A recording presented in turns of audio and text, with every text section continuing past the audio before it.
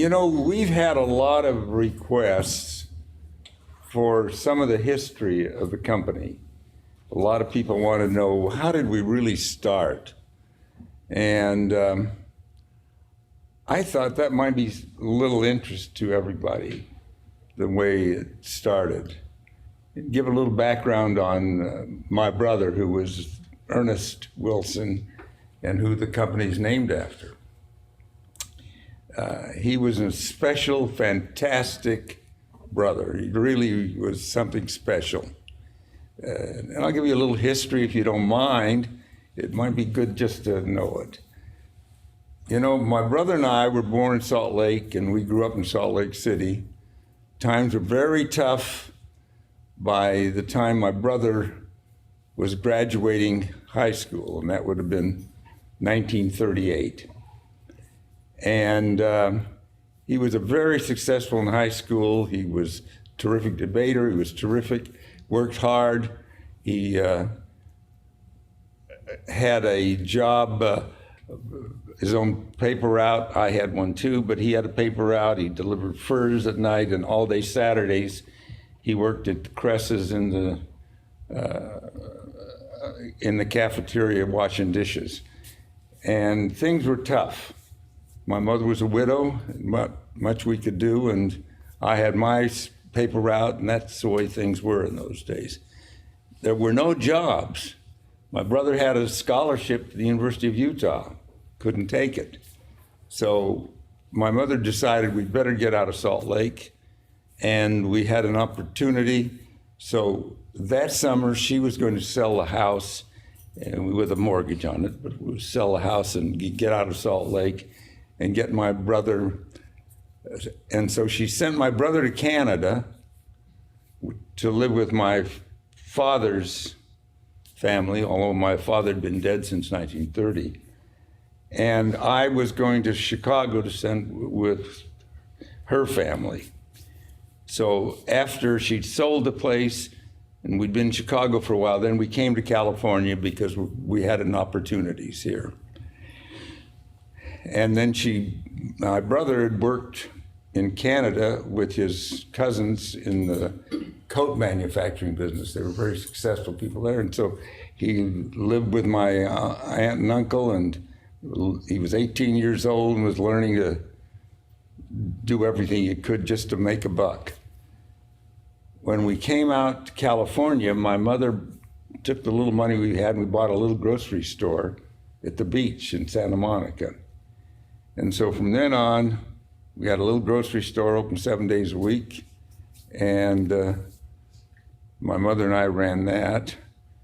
My brother came out here, and we had an opportunity for him to become a salesman with these cousins of ours, which was Wilson Paper Company. That was a company that were cousins, and my brother was 18 years old, and you can figure this out. We lived at the beach. The paper company was downtown. We didn't have a car. So he would take the red car, go on downtown, get off the red car, and the first day they gave him a briefcase, a little case, and said, okay, now you can go out and sell. And he said, what am I selling? He was 18 years old. He said, well, there's a warehouse here. You can see what's in it. You sell whatever's in the warehouse, and you've got a page. So my brother has to go out, find customers, and he's walking around town, and they gave him some ideas, and that's how he started. I mean, this is an 18-year-old kid, really tough. 1938. 1938, and it was the height of the Depression, and it was just, but my brother was terrific, came home, and then I would be working at the store after school, and my mother would take care of it. It was just a mess. But we managed. Somehow my brother started get better and better, and he was doing great. And that's how we learned about the paper business. We learned it. Now, what happened was, I graduated in high school in Santa Monica High in 1941. And I just turned 17 at that time. So that was great, but 41 was a very interesting year. It was called the year of Pearl Harbor, if anybody knows. The war comes on, and my brother's doing pretty well. By this time, he's got a car even, so it was terrific. So the war comes along, and he says, okay, Chuck, I'm volunteering. I'm going to go, and you have to stay home and take care of Mom. So great, I'm in my first year at UCLA, and I'm now going to take care of You're Mom. skipping a lot of good stuff. Okay, but that's okay. There was a lot of conversation of things that I learned that I think is really super interesting. So he starts off in Salt Lake to Toronto, and then to Santa Monica, and he's 18, so he's a kid really when he winds up here, and they give him I guess a bag or something, and said, Well, I told him they go sell. and he's selling against grown adults that are professionals. And we were talking about his training, and I said, did they tell him where to go or who to go talk to? And He said, yeah, they did. They said there's these places that buy this stuff. And you go out and sell them. it was interesting. We have salespeople here, and we were talking about the differences where he didn't have a car, so he's riding the red car. It was the red car or the red train? Car. The electric train. So Yeah. he's taking the train to downtown. And I said, did he even have lunch? What were his Well, my days mother would like? pack him a lunch, in a bag. So, And so he's down there, and Anyway. he's figuring it out from scratch. So anyway,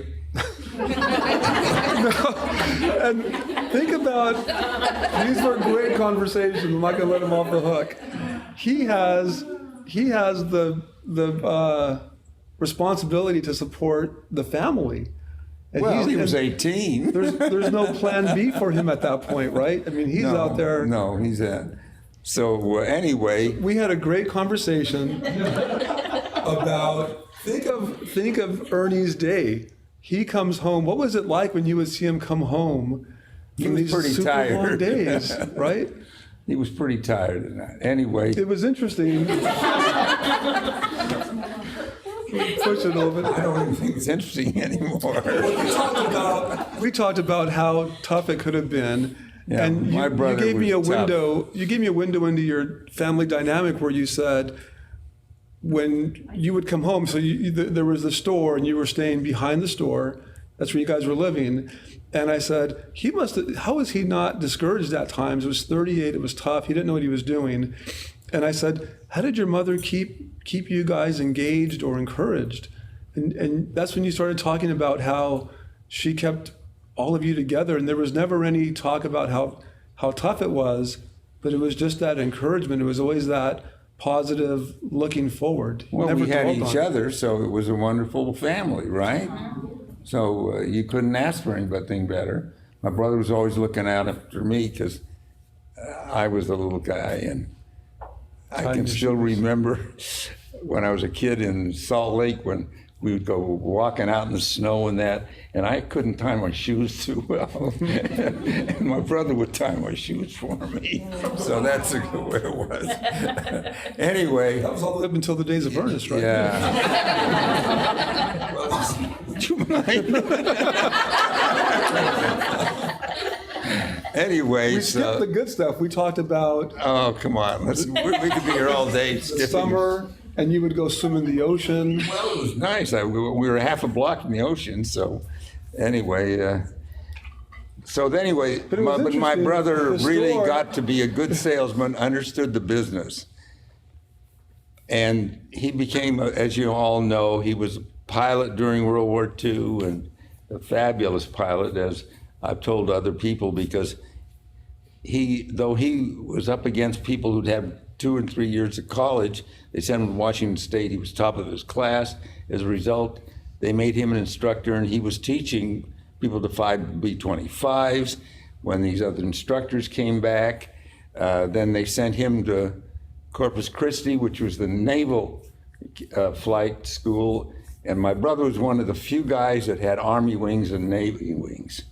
So he was fabulous. And so he was just a terrific guy. Anyway. He flew you and your mother at different times, right?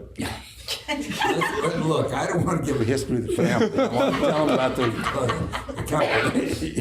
But he did. Yes, but that isn't the point. Anyway, what we're saying is that he was a terrific, capable man who the war took him away, and his success sort of ceased. But when he came back from the Army Air Force, in the winter of 1945, I guess it was, he was going to go back to work for Wilson Paper. But Wilson Paper was at that time owned by one of the brother-in-laws and the brothers of the father who had founded the company, and they had split off, and they had a Fry Newmark company, and both companies wanted him to join them as a salesman. And so we had an accountant, another cousin, who said, "We'll start your own company." And so that's how he'd saved up $5,000 from the war and all this is that. And so on April 1 of 1946, that's how he started. And the reason it was Ernest Paper Company was there was already a Wilson Paper Company. And that's how the name got there. And in 2 weeks, I got out of service after because I was in the infantry and, I fought there. But that isn't the point. The point is that he greets me, and you all know the story. He hands me a card, Ernest Paper Company, and he says, "Chuck, we're in business." And that was terrific. I said, "How many people work for us?" He said, "You and me." So that's it. So then I learned to deliver, and I'd done bookkeeping for the other place. And when we got another guy, then I did sales. So those three things. So the store, we started growing it in that summer, and then he insists, kind of brother he is, he insists that I go back to school. So I went to SC, and I would go from 7 to 10 o'clock, and by 10 o'clock I was back at working. And that's how we built this business. And that's the history. So any questions? I think Vince has a question. I had a lot. He's got so many questions. You can't listen to him because we'll be here all day, and nobody wants to be here all day. What a big Anyway, brother. if you think about it in terms of what he had to do as a salesman, no training, nothing, just going out and talking to people. And 18-year-old kid, it was tough, and it was tough times. Nobody had any money, and you sold. It was really tough selling, and he made a success. And I think it's been a great pleasure to always remember my brother, because he really, though I'm part of the founding of this company and the development of it, when you think what he went through to do these things and the disappointments he had, that he couldn't do the things that he was capable of in the early days. So we've all got to be grateful, and I certainly am. So I thought we'd just tell a little bit about that. How's that? You said something that stood with me when you said everyone should have a big brother like him. Yeah, everybody should have and when you think in terms of you fight in your families and it's too bad because there's so much goodness in this world, and there's so much we've got to look at the good side of people and the wonderful things that they can do for you. I mean, so this was a day to tell you a little bit of the history. And it's been a long, hard deal. Remember, this was 1946 when we started it. Now it's 71 years. And if I don't know how it could be 71 years when I'm only 50. Somebody said that I wasn't. So anyway, that's the story there. And as you know, I was a little bit of a poet when I was 17 years old or something. So I wrote this, I just found this thing, and I thought maybe. And we think Mr. Wilson was sharing about the time that he wrote it, and we think that you wrote that as a tribute to your brother, having witnessed him go through what he went through. So keep that in mind as he reads it. Yeah, it says, I wrote it in September 13th of 1941. So Ernie would have been selling for about 3 years at that point. Yeah. So this is the poem.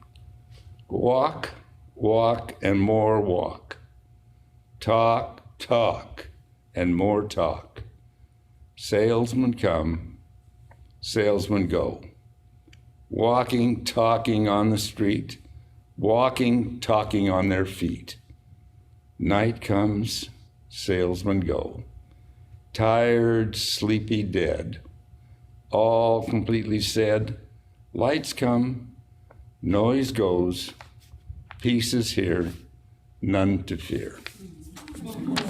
So I wrote that when I was, and I thought of my brother. And I always do think of him. Can't forget him. So I wanted the whole company to realize he's still here. So thank you so much for participating in this today. Mr. Wilson's wrote a lot of other poems, and if you encourage him, he'll read one every time we sit down.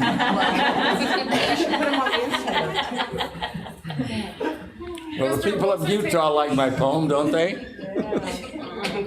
That's all you like my poem, don't you? You see that? Is it still up on the wall? By a show of hands, who would like to see Mr. Wilson read one poem every time we come here?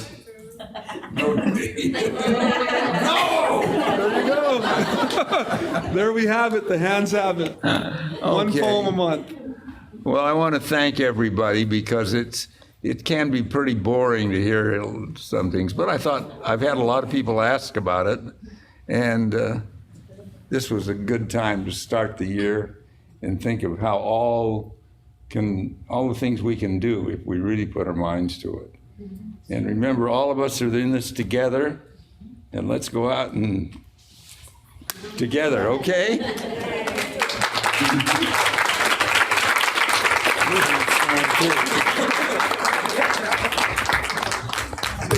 Thank you.